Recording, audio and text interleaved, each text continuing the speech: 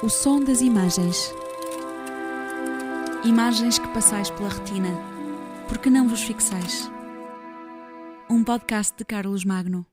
E há um novo slogan no mundo do coronavírus: I can't breathe, não consigo respirar. Os fatos protetores dos médicos já foram substituídos pelas fardas dos polícias nas ruas, que estiveram desertas e voltaram agora a encher-se de manifestantes. 2 títulos apenas para dar o tom: Free Fall na capa da Week, o tio Sam, caricatura de Trump com cabelos já brancos e em queda livre, tanto na economia como nas sondagens para a sua reeleição. O grande jogador Trump ainda a lançar os dados na mesa do jogo. Dostoiévski diria que ele está desesperado, mas a Bloomberg Business Week põe o mesmo Trump a lançar os dados no mesmo casino, com a legenda a dizer que ele, Trump, se sente ainda com sorte. Os dados estão lançados, é esta a mensagem, ainda antes do fim da pandemia, ou como diz a revista semanal do Financial Times, Trump and the Great Coronavirus Meltdown, derreter, diluir-se, a desfazer-se. Isto dá-nos passagem para The Economist, que traz um punho cerrado de um operário a agarrar o fumo da chaminé de uma fábrica e a legenda Seize the Moment, agarra a oportunidade neste Brave New World, como lhe chama a business leader, rumo ao desconhecido, como escreve a revista Chief Executive, para uma nova American Way, como se lê no The Economist. Mas a Newsweek faz a capa perfeita, com o presidente chinês em tamanho gigante e o presidente americano mais pequeno, minúsculo mesmo, a fazer-lhe simplesmente de nó da gravata. Na semiótica da pandemia, as imagens começam a cristalizar. Há primeiras páginas de jornais que ficam para a história da crise sanitária e capas de revista que vão resistir seguramente ao Covid-19. Como é que os futuros arqueólogos vão classificar este papel do digital e dos velhos suportes analógicos nas escavações do tempo futuro? Eis a questão do presente para perceber o que fica à superfície e o que vai ser preciso descobrir mais fundo depois de tudo isto passar. Primeira conclusão dos filósofos de referência: as guerras, revoluções e pandemias sempre aceleraram as mudanças e nunca as provocaram.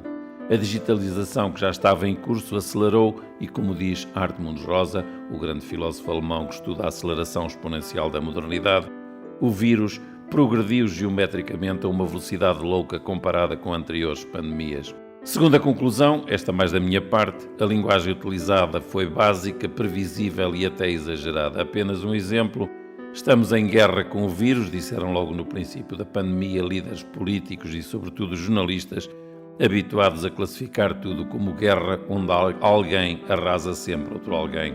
Se me permitem a sugestão, mais do que uma guerra, isto foi uma invasão do nosso território físico e afetivo. Uma invasão silenciosa, perigosa, feita por um vírus invisível e desconhecido que ainda não conseguimos expulsar.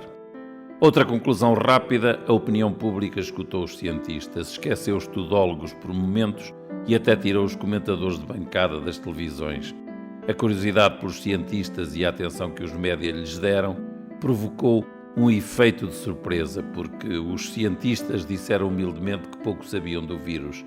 Esta atitude pedagógica enfureceu alguma imprensa que não sabe esperar, que não sabe refletir, quer os títulos e as supostas notícias prontas a usar e a deitar fora, sejam elas certificadas ou não. O papel da comunidade científica na crise foi, por isso, uma lição para os jornalistas. Não sabemos ainda, estamos a investigar, é tudo muito vago, fiquem em casa, evitem ajuntamentos, o contágio só se verificará depois de feito.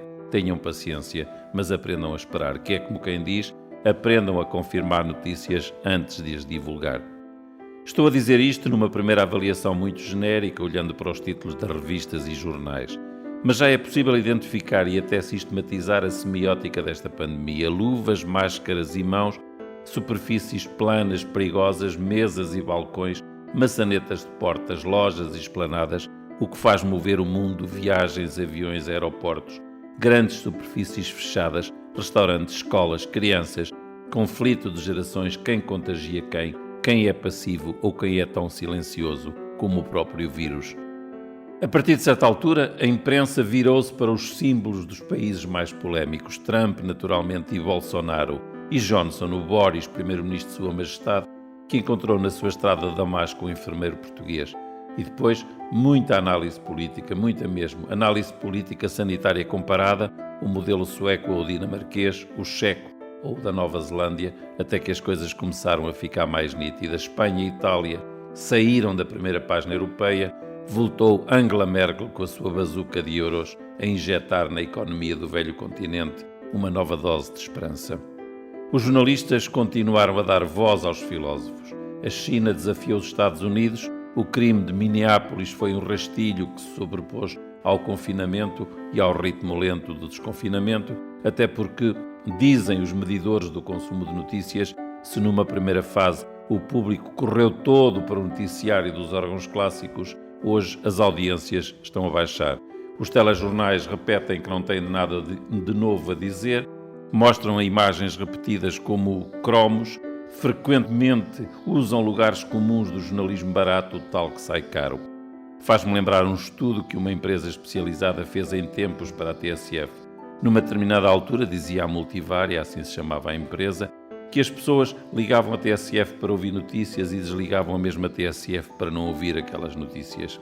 Isto já foi no início do século, há portanto 20 anos, mas a lição ficou e repete-se agora com todas as rádios e televisões. No digital a lógica é outra, naturalmente, mas permitam por isso que neste podcast inclua apenas alguns exemplos dispersos de capas e primeiras páginas para exemplificar o que acabei de dizer.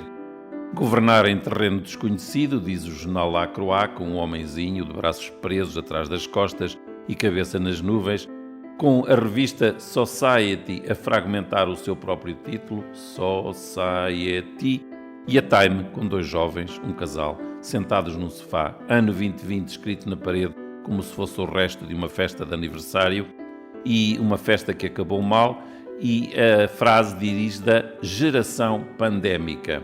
Ela descalça e pensativa, ele agarrado ao computador com os pés no sofá, provavelmente em teletrabalho. E termino com a imagem que a marca da Vogue japonesa coloca nesta pandemia. Restos de algum luxo oriental e sofisticação feminina. Uma capa belíssima de uma mulher a preto e branco com um vestido de cisne de alta costura ocidental. Amor ilimitado é o título da Vogue, que coloca no rosto da modelo uma máscara completamente transparente, deixando ver as partes do corpo agora proibidas, o nariz e a boca. O som das imagens. Um podcast de Carlos Magno.